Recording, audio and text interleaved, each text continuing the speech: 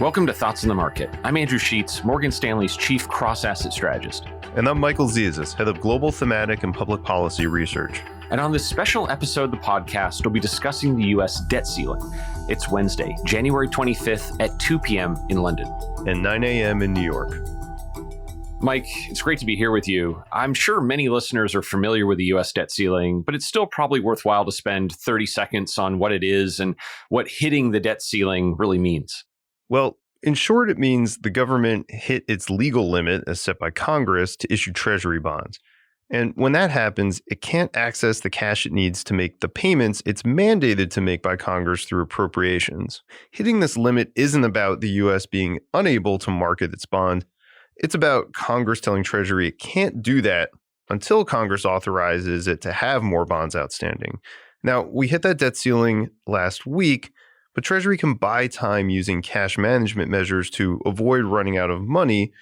And so what investors need to pay attention to is what's called the X date. So that's when there's actually not enough cash left on hand or coming in to pay all the obligations of the government.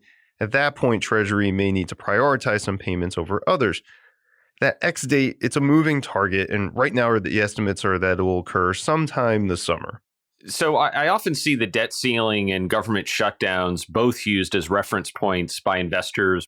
But the debt ceiling and government shutdowns are actually quite different things, right? That's right. So take a step back. The easiest way to think about it is this. Congress makes separate laws dictating how much revenue the government can collect, so taxes, how much money the government has to spend, and then how much debt it's allowed to incur. So within that dynamic, a debt ceiling problem is effectively a financing problem created by Congress. This problem eventually occurs if Congress has approved spending in excess of the tax revenue it's also approved. That makes a deficit. If in that case, if Congress hasn't also approved a high enough level of debt to allow Treasury to meet its legal obligation to make sure Congress's approved spending gets done, and if then you also pass the X date, you're unable to fund the full operations of the government, potentially including principal and interest on Treasury bonds. But alternately, a government shutdown, that's a problem if Congress doesn't authorize new spending. So if Congress says the government's authorized to spend X amount of dollars until a certain date, after that date, the government can't legally spend any more money, with the exception of certain mandated items like principal and interest and entitlement programs.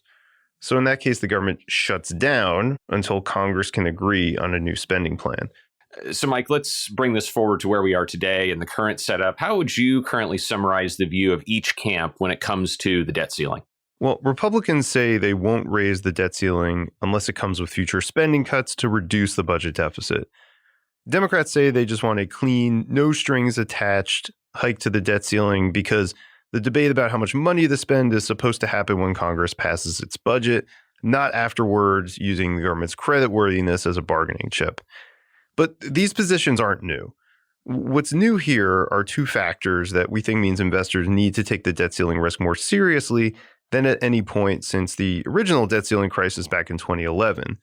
The first factor is that, like in 2011, the debt ceiling negotiation is happening at a time when the U.S. economy is already flirting with recession. So any debt ceiling resolution that ends with reduced government spending could, at least in the near term, cause some market concern that GDP growth could go negative.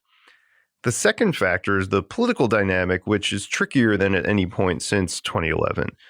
So Democrats control the White House and Senate, but Republicans have a slim majority in the House, and House Speaker Kevin McCarthy, he's in a tenuous position. So per the rules he agreed to with his caucus, any one member can call for a vote of no confidence to try and remove him from the speakership. And public reports are that he promised he wouldn't allow the debt ceiling to be raised without spending cuts. So the dynamic here is that both Republicans and Democrats are motivated to bring this negotiation to the brink.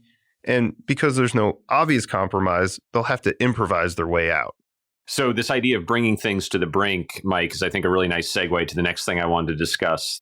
There is a little bit of a catch-22 here, where markets currently seem relatively relaxed about this risk. But the more relaxed markets are when it comes to the debt ceiling, the less urgency there might be to act, because one of the reasons to act is this risk that a default for the world's largest borrower would be a major financial disruption. So it's almost as if things might need to get worse in order to catalyze a resolution for things to get better. Yeah, I think that's right. And as you recall, that's pretty much what happened in 2011. The debt ceiling was a major story in May and June, with extraordinary measures set to run out in early August. But markets remained near their highs until late July on continued hope that lawmakers would work something out. And this dynamic has been repeated around subsequent debt ceiling crises over the last 11 or 12 years. And markets have almost become conditioned to sort of ignore this dynamic until it gets really close to being a problem. And that's a great point, because I do think it's worth going back to 2011, as you mentioned. There you had a situation by which you needed Congress and the White House to act by early August. And then it was only then, at kind of the last moment, that things got volatile in a hurry. Over the course of 2 weeks, starting in late July of 2011, the U.S. stock market dropped 17% and U.S. bond yields fell almost 1%. Right. And the fact that government bond yields fell, which meant government bond prices went up, as the odds of default went up, it's a bit counterintuitive, right? Yes, I think one would be forgiven of thinking that's an unusual result, given that the issue in question was a potential default by the issuer of those bonds, the U.S. government. But I actually think what the market was thinking was that the near-term non-payment risk would be relatively short-lived, that maybe there would be a near-term disruption, but Congress and the government would eventually reach a conclusion, especially as market volatility increased, but that the economic impact of that would be longer lasting, would lead to weaker growth over the long term, which generally supports lower bond yields. So, I think that's something that's worth keeping in mind when thinking about the debt ceiling and what it means for portfolios. The most recent major example of the debt ceiling causing disruption was equities lower, but bond prices higher. So, Andrew, then given that dynamic, is there really anything investors can do right now other than watch and wait and be prepared to see how this plays out? Well, I do think 2011 carries some important lessons to it. One, it does say that the debt ceiling is an important issue. It really mattered for markets. It caused really large moves lower in stocks and large moves higher in bond prices.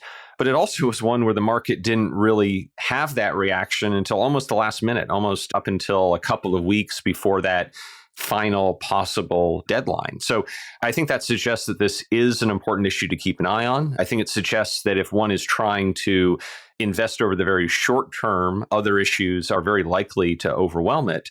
But I also think this generally is one more reason why we're approaching 2023 relatively cautious on U.S. assets.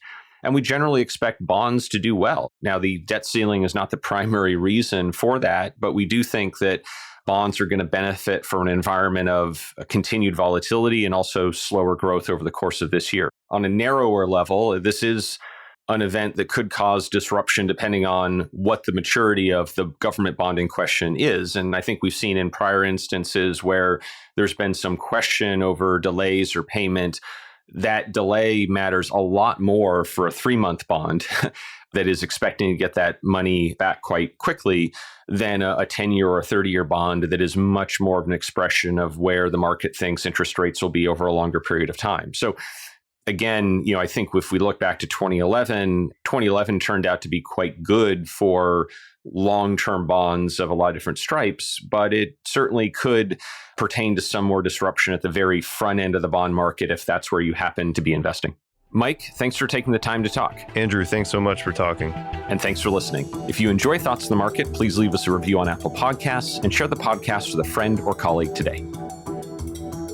The preceding content is informational only and based on information available when created. It is not an offer or solicitation, nor is it tax or legal advice. It does not consider your financial circumstances and objectives and may not be suitable for you.